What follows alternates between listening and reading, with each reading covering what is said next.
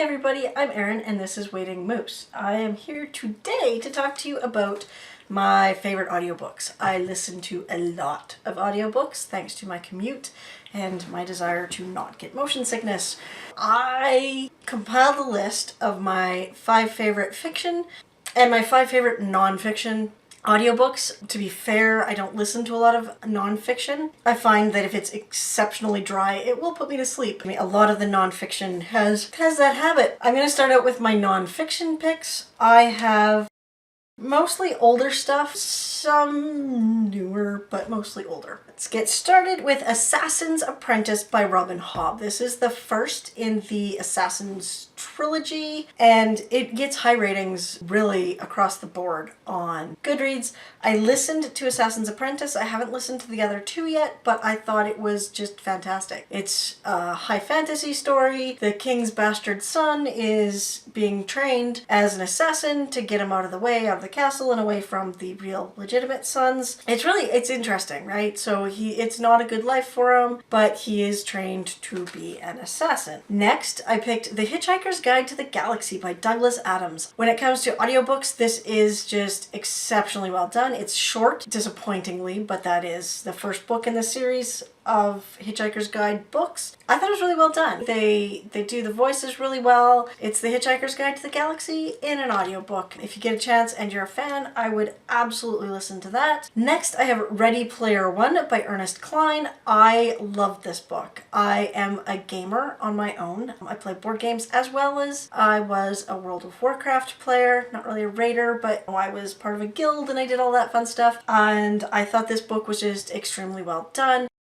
This teenager is very poor. He lives with his aunt and uncle who take advantage of him, and if he gets anything good, they take it to sell it for money. So when they find out he's got a computer, the one laptop, they take his laptop from him so they can sell it to pay for stuff for themselves instead of him.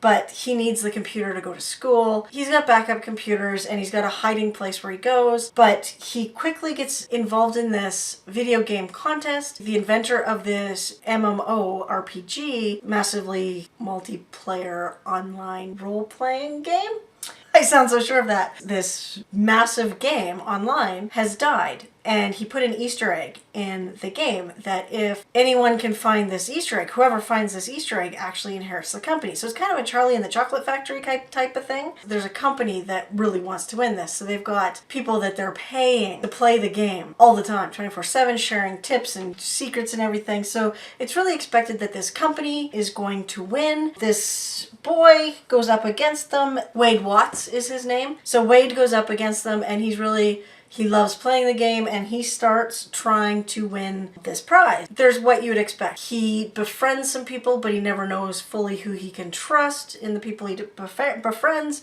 But then things take a really bad turn, and there's death and destruction. And it was a fascinating book. I could not put it down. And I'm waiting for Armada to come in at my library on audiobook so I can listen to it. I'm hoping it's just as good, but I'm afraid it's not going to be. Next, I listened to John Dies at the End by David Wong. I've got a paper copy of this book that I've never read. My husband read it. When I found out that I could get it at the library on audiobook, I just went for that option because I thought that with all the paper books I have been reading, it would be better just to make it one of those. My cat is going to jump on top of my bookshelf. This is awesome. So the back of it is really kind of grim. Yes, that's an arm.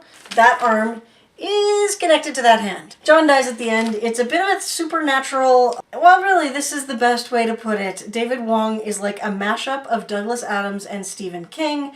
Page turner is an understatement, and David Wong has managed to write that rarest of things, a genuinely scary story. There's a supernatural element, like fantasy, and it is truly horrifying in places, but it is absolutely entertaining and comedic. So it's a really interesting mixture of things, this book. And I absolutely, if you have not read it, please read it. It's unique. You probably have not read anything else like it recently. Absolutely recommend that one. And finally, I listened to Brave New World. on audiobook. You've probably read this. It was probably assigned to you in school. I don't think it was actually assigned to me. I think my brother had to read it. I don't remember what I had to read, but I had never ever listened to it. It's another short one. It's like, because it's a very short book. I actually thought that by listening to it, I got more out of the book than if I had read the paper version of it. I really liked the voice of the narrator. I thought he did a really good job portraying the characters and infusing emotion into the narrative. And I just, it struck me as one of the best audiobooks that I've listened to. If you feel like it, if you want to read it again, or if you haven't read it ever, pick it up on audiobook. I think you might be surprised by how good it was. I was very surprised by that one. Less surprised by 1984, which I believe I had read before, and I didn't like it as much as I liked Brave New World. So those are my 5 picks for fiction on audiobook. And now I want to go to nonfiction, and these are more memoirs. I'm not going to claim that these are like any kind of educational nonfiction. They're memoirs, or they're written by celebrities.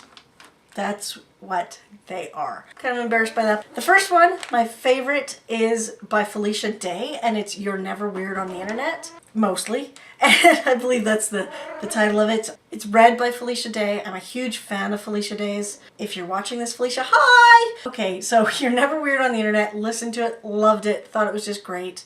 She has such a bubbly personality, and that came through in her reading of this. If you're a fan of hers, absolutely read it. My cat's tail is annoying. Next, we have Furiously Happy by Jenny Lawson. I also love this one. It is a series of essays that are her memoirs. It talks about her mental illness in a way that lets you laugh at it, but also, I thought, does a good job of showing the extremes that she lives with. I absolutely recommend that one. Again, it's read by the author. I have so many warm fuzzies for that book and that author right now. I never even read her blog before I listened to this book. This was the first thing I'd ever listened to or knew of this person. I didn't even know she had a blog until I read it and she was talking about her blog, and I went, oh, okay. That makes sense. Next is The Life-Changing Magic of Tidying Up by Marie Kondo. And this, again, has made its rounds. It's pretty common book, pretty popular book. My closet has never been cleaner. And actually, we used it a lot throughout the house to tidy things up. My quilt room got cleaned up.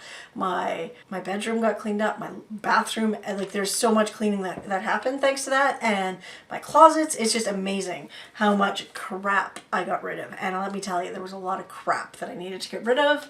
A lot of clothes I didn't even wear. And fourth, because like I said, I don't have as many non-fictions. This is another celebrity one, but I thought it was really well done. Again, read by the author, and it is Stories I Only Tell My Friends by Rob Lowe. I was not a Rob Lowe fan when I was growing up. It's not that I was like, I hated him, but I just didn't watch his stuff. I didn't have the crush on him that everyone else had. For me, it was interesting, and I knew about sort of some of his problems going through life, but it was interesting listening to him tell his story. I would recommend it if you have any interest in that kind of thing. I understand why you wouldn't. Those are my selections, really, for you. For anyone who wants to get into some audiobooks or maybe try something different in audiobooks, absolutely pick up some of those. I think they're very good and you will enjoy them. My name is Erin. I'm glad you stopped by. I love hearing from you. I love that you watch my videos. I can't wait to see you again. Okay, so what do I have coming up? Tomorrow, I'm probably going to be publishing another weekend wind-up. Meanwhile, I'm still drinking the wine from the last one that I did. It's even still cold because this is the same night. Favorite Christmas books, favorite holiday foods. By the way, yeah, tonight I'm at my husband's Christmas party. And then on the 13th, I'm not sure. I've got an unedited with a question mark or outtakes with a question mark. You might just get a video of my dog because I don't know what I'm going to do with that. And then on the 14th, I have another Top 5 Wednesday. And this is series that got worse with each book. After that, I might be doing some series reviews, more wine, a bit about my vacation, a holiday survival guide. I've got one titled Netflix and Chill. You might get to see my Christmas decorations. You'll see more of my cat. I don't think you can see her right now, so you'll see my cat. I'm going to talk about some of the goals I had for this year later on. This year I did a Finish What You Started challenge, and then I'm going to talk about my life goals, some bookish goals. I appreciate the comments. I think I said this already. So I'll just end with thanks for stopping by, and I will see you next time.